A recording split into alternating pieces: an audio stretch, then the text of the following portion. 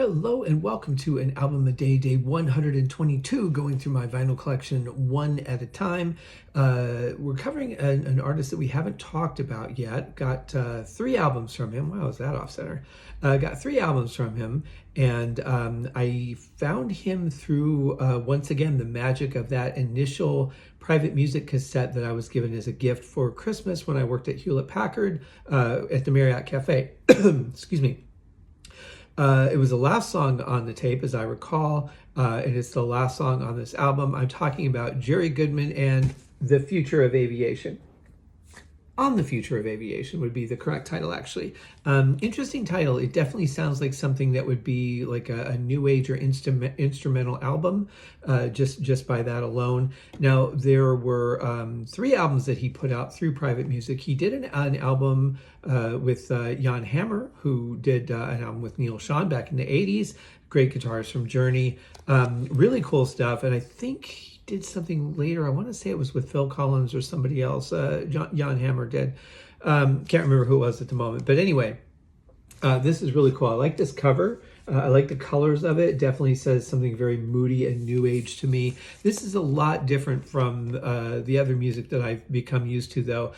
Sarah's Lullaby was, it had a beat to it. It had heavily focused on violin, and he's a violin player, so you're going to get a lot of guitar, a lot of violin on his music. You're also going to get an actual drum beat, which this was the only song on that album that had one. And so his music was a little bit different, but I still really enjoy it. I'm going to get to the album last because I'm going to give you new vinyl collectors a little tip that I learned when I started recollecting vinyl. Couldn't believe I didn't know this, but we'll get there. Anyway, the back of it has just a really nice picture of him and is very common for these guys, the new age artists. They are individuals. A lot of times they do everything themselves. Technology was getting good with sequencers and synthesizers and that, where they had pretty decent sounds. They could do a lot on their own. Some of them played other instruments, or they would hire session players for some of this stuff. But basically they were releasing as solo artists. There are only 6 songs on this album.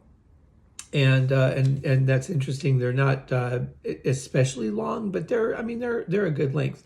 Side A opens with "On the Future of Aviation," which is probably my favorite song on the album. The second one is "Endless November," which is a really just nice. It seems almost a little jazz fusion style as well as new age. And then the third one is "Outcast Islands," which is. That's a really thought-provoking title. I really like that. That could be like some sort of reality game show, I think. In fact, I would vote for that. Side B, Orangutango is probably the most interesting song on the album. And then we go for Waltz of the Windmills, which again, like, these titles are fantastic. And then Sarah's Lullaby, which has a really nice beat and melody to it. But it's a really cool album. It's different. I don't know any other music that's quite like this. So he's definitely got his own style, which I like very much. If you want to try something a little different, give him a try. I haven't listened to the other 2 albums yet, so as I go through this process, before I do the episode, I'll listen to those. But this one I'd listened to already one time. I listened to it again today. And yeah, really cool. But another artist I found through that private music sampler, once again proving the value of samplers, or these sample albums. Now, this is on the private music label, but this label is a little bit different. Instead of it being the the black label with the multicolor, it's just got the 3 pieces of the rock with the same silver. But here's what I wanted to say about albums. Now you can see in here that there's 3 songs on here, but there's a lot of open space here in the middle. And this middle is what we're going to talk about, because I did not realize, even through all the years that I had owned vinyl as a child turning into a young adult, never knew that this space was relevant to anything at all, other than just to keep the needle from hitting the sticker. There are markings in here, and these have really helped me identify a lot of times which version I have, because they'll say on Discogs what is in the what they call the round out, and didn't know what that meant for a while. And then I was looking at one of the albums, cleaning it, and I'm like, holy crap, what is this stuff in the middle? And sure enough, there were numbers and letters in there. There were codes. There's weird stuff on some of them, like names of people. They all denote like what the pressing is. So yes, there's a record number, but a lot of times, like, okay, so for this one, it's Private Music 2003-1-P. Okay, that's great. That is an album identifier, but albums that get re-released over and over and over again through the same label, a lot of times will maintain that same number, even though they're different physical, like different stickers, different years, different pressings, but that's the number for that record. That doesn't really note necessarily the particular release. So a lot of times you look in the center and you'll see things. It's a little hard to see. I actually have I got it from Amazon for like $15. It clamps onto the side of your desk. It's a light and a magnifier, which is really nice for working on like my sugar glass business and all that. But it really helped me identify some of these numbers too, which are hard to read. Sometimes there's a symbol or like a W in a circle. It could be anything. Sometimes it replicates the record number, but there are all kinds of things here. There is it's actually scratched out. It says 2003. Looks like 2003A, and then there's just like 4 lines that go all the way through it. So that's kind of weird. Don't know what that's all about. But there was only one pressing of this album anyway, so I know which one it was. But because Private Music, I mean, they weren't a huge label. Pretty much what they pressed, they pressed. Any represses could have been done on cassette or CD as CDs became available. But this came out in 1980, 85. So we're not really into CDs yet. CDs or vinyl and cassettes. These were only pressed, I think, on vinyl, if I'm not mistaken.